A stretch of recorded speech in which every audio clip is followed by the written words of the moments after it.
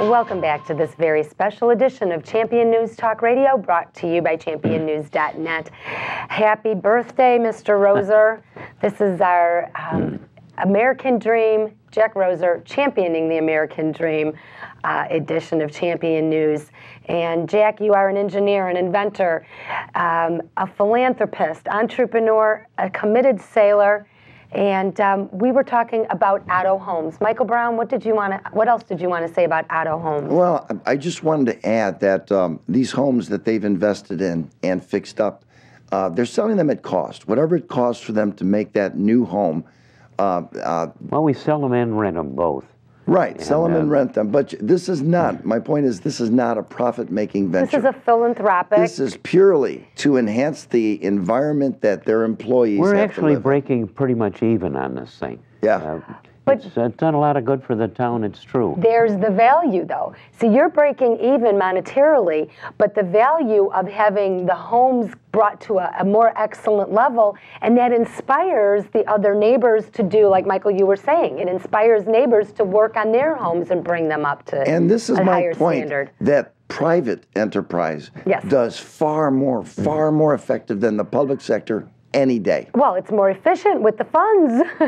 Government wastes, but let's not talk about that because we're talking about, I want to hear about Available Jones, please. Well, I'll get to that, but okay. let me say, Otto Engineering is about 600 hardworking people in this plant on this beautiful Fox River.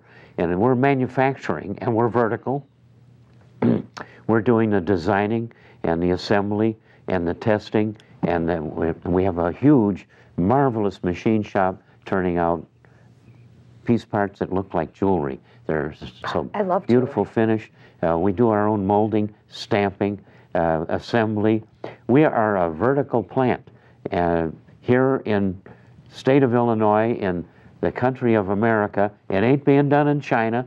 We are making pretty near all of it right here in a manufacturing plant that is very successful. We're growing rapidly, and we are profitable, and our employees share in the profit. They all know how well we're doing. Because they share the profits. We pay them in cash every 6 months. 10% off the top goes to everybody according to their base pay. And it's been typically 3 to 3.5 weeks of pay in cash every 6 months. So that inspires people to work harder and be part of a bigger the way program. They want. They can do their own thing. They can spend it on wine, women, and song if they want to have a good time, or they can stick it in a 401k thing and do their planning for retirement. But they're free to spend it wisely on themselves if they want. Now let me hear about this man that you worked for when you first started working. Well, that'd be Harold T. Ames.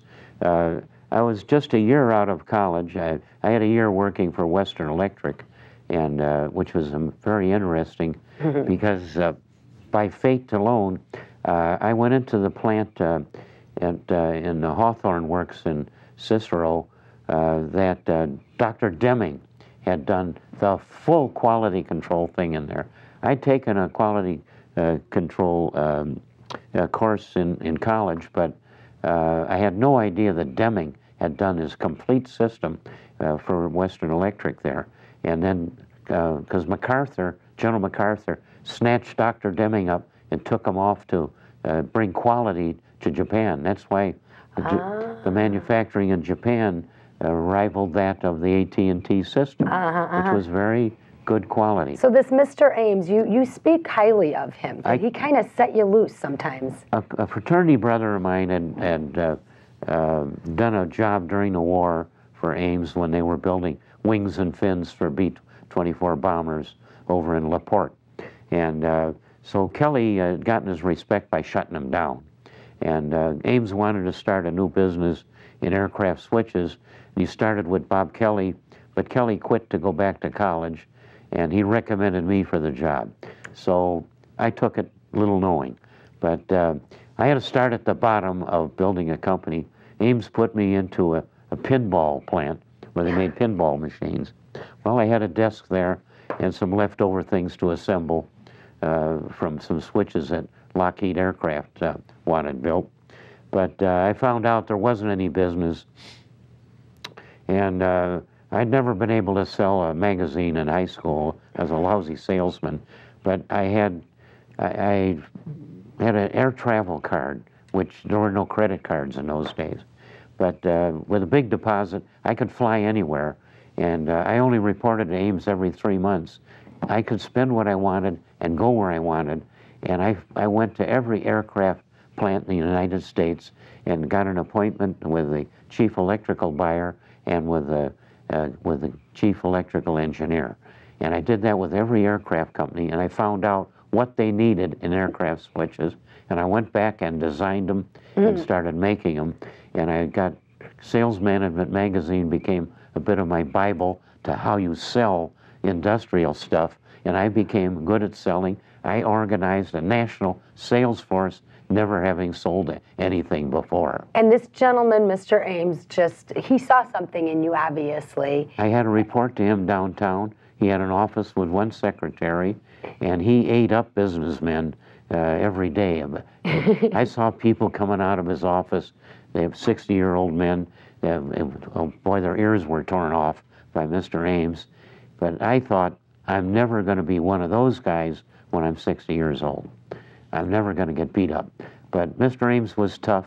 And one thing he did teach me I'll never forget is the man that complains to you is doing you a favor. The guy that walks away hurts you. I would interpret his advice that the guy that complains to you is giving you a free market survey. Listen to him. Do better. Michael, what are you going to say here? Well, it was right there through that time that Jack discovered his gift for being an entrepreneur. Well, that's true. Yeah, I didn't know.